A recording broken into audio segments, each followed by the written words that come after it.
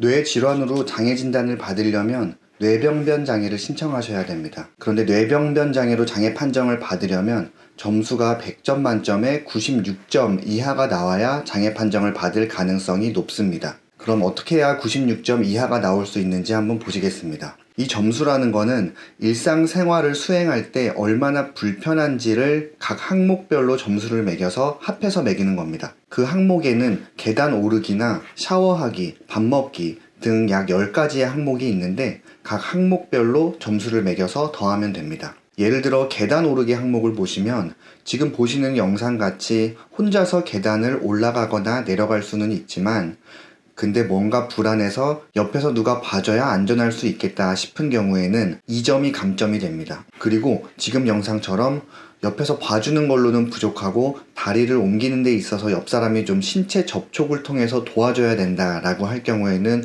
5점이 감점이 됩니다. 그 이외에도 몇 가지 항목이 있는데 개인 위생 같은 경우는 머리를 말리거나 면도를 할 때 옆에서 아무런 도움이 필요 없는 경우에는 감점이 없지만 전자기기에 플러그를 끼우거나 면도기 날을 고정하거나 뜨거운 물을 사용할 때 안전상의 이유로 옆에서 도움이 좀 필요할 경우에는 1점 감점이 됩니다. 목욕하기 역시 완벽하게 혼자서 수행할 때는 감점이 없지만 욕조로 몸을 이동하거나 물 온도 조절 시에 누가 도와주거나 아니면 샤워할 때 일반인에 비해서 3배 이상 시간이 소요된다라고 한다면 1점 감점 요인이 됩니다.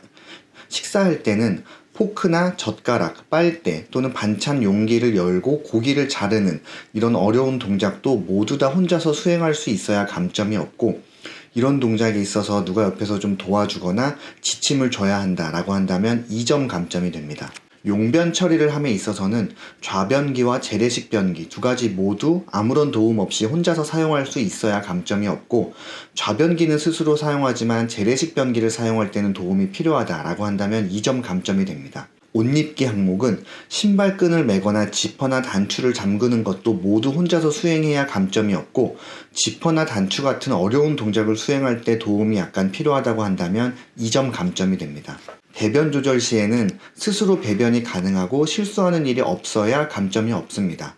단 변비약이나 좌약을 사용하는 것은 감점 요인이 아닙니다. 하지만 그걸 스스로 수행할 때는 감점이 없지만 좌약이나 관장을 사용할 때 다른 사람이 도와주거나 또는 간혹가다 실변이 있는 경우에는 2점 감점이 됩니다. 배뇨 항목에서도 스스로 배뇨가 가능하거나 또는 기구를 사용한다 하더라도 혼자서 그걸 사용할 수 있다라면 감점 요인이 없고 간혹 실뇨를 하거나 아니면 소변을 빼내는 기구를 사용함에 있어서 다른 사람의 도움이 필요하다면 역시 2점 감점 요인이 됩니다. 이동할 때에는 의자에서 침대로 이동을 할 때 혼자서 완벽하게 수행할 경우에 감점이 없고 안전을 위해서 다른 사람의 도움이 필요한 경우에는 3점 감점 요인이 됩니다. 보행 항목에서는 다른 사람 도움이 없이 50m 이상을 걸을 수 있어야 감점이 없습니다.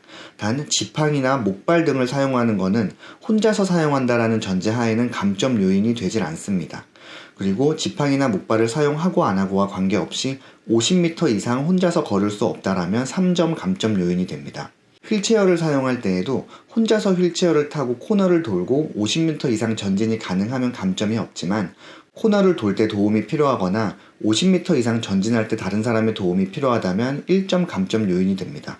이렇게 항목별로 감점된 감점의 총점을 더해서 그게 4점 이상이 되면 장애 판정을 받을 수 있는 가능성이 높습니다. 감점이 되는 요소가 더 높으면 높을수록 판정을 받을 수 있는 가능성이 높아지고 감점의 점수가 더해져서 31점 이상 감점이 돼서 총점이 69점 이하가 되면 장애의 정도가 심한 장애인으로 판정을 받을 수 있는 가능성이 높아집니다. 단 여기서 조심하셔야 될 게 감점 요인에 해당되는 이유가 반드시 뇌 질환으로 인한 거여야 됩니다. 무슨 말이냐면 뇌출혈로 인해서 오른쪽 팔다리가 마비가 됐는데 왼쪽 다리에 무릎 관절염이 있어서 걷는 게 불편할 수도 있겠죠. 하지만 왼쪽 다리의 무릎 관절염으로 인해서 걷는 게 불편한 건 뇌병변 장애를 판정할 때는 감점 요인에 해당하지 않습니다. 걸을 때 다른 사람 도움이 필요해서 감점이 됐다 하더라도 그 감점 부분은 뇌질환으로 인한 것이 아니기 때문에 감점으로 쳐주지를 않는다는 겁니다. 그래서 장애 판정 심사위원들이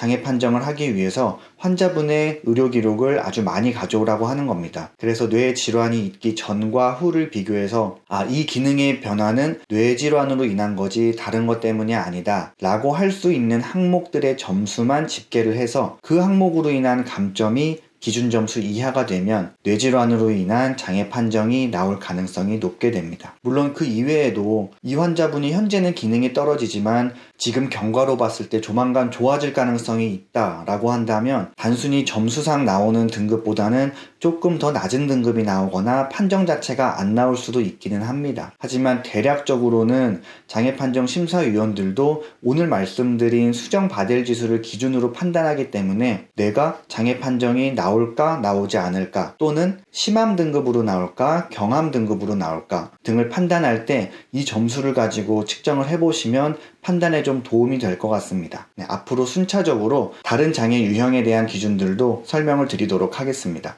오늘은 여기서 마치겠습니다. 감사합니다.